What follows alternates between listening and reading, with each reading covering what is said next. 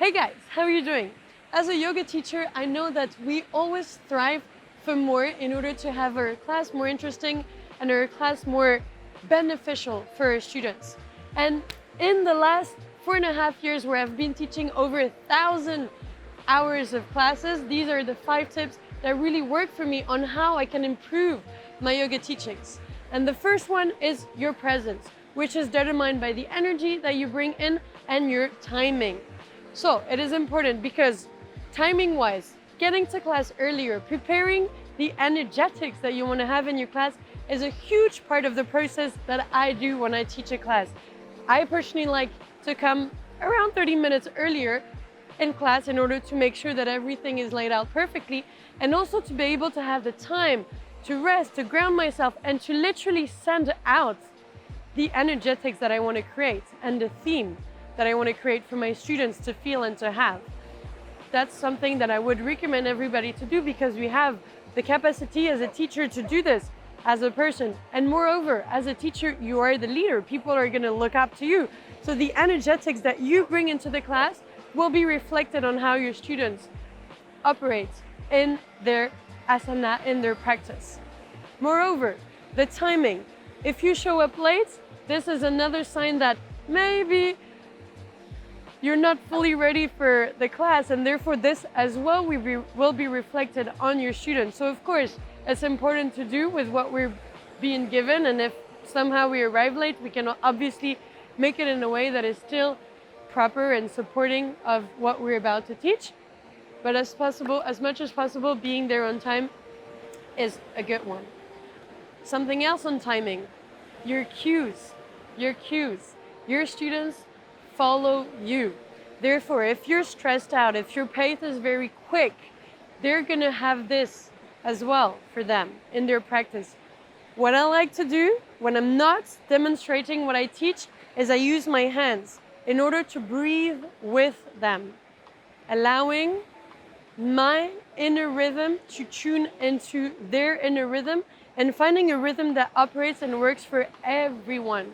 And this is really a helpful one because ultimately this allows me to put my cues when I start my breath and when I finish my breath. So it's a really good one. Another thing that you can do when in class and you feel like this is getting a bit too much and I'm missing my class or I'm not following the flow of my students is pause. It is okay to pause. And I do this. I put my students in downward dog positions. I put them in a child pose so they don't see what I do, and I just take some time to recenter, reground, and refocus on how I'm showing up with my timing of how I express myself. Another thing that I would really encourage you to focus on is your adjustments. I know as a teacher, we love to correct students. I personally really enjoy to do this because ultimately my aim is to create wellness. And so when I see that an alignment is not really aligned, I want to go and help the people and I want to go and help the students. But I have seen as well that it is not always appreciated. And so taking the time to, before you go on hand and adjust, to first of all, cue your adjustment so everybody can benefit from it. And if you still need to approach a student on hand to hand, ask the body permission. So I usually stand away and I ask, okay, do I feel like I am being welcomed to go and adjust the person? And if so, I go there. If not, I allow them to have their space and to keep their pose the way they are doing, and maybe I repeat my cues as another opportunities for them to readjust. And finally, the last cues that I have as a teacher is how you're showing up. So don't take yourself too seriously at all the time. And most importantly is how are you using your voice? So I love to really ground myself, which is a part of why I come earlier in class, because it helps me to ground and it is reflected in my tone of voice.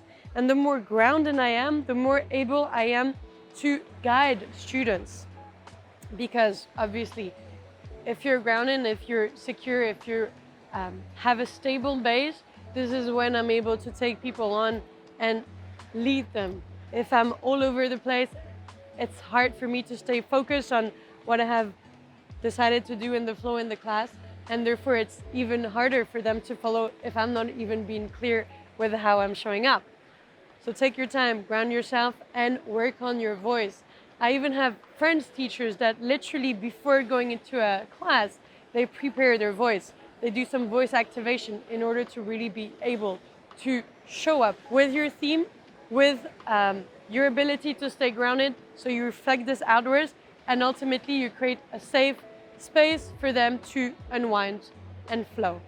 And so give it a go, try it out, and see how those little cues help you to take your practice as a teacher to the next level. And let us know if you have any other recommendation or tips that works for you that you can share with me. I would appreciate that as well.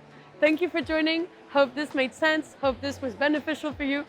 And please let us know how you feel around all of that. My name is Illona from Play With Me, and I'm happy to have been with you today.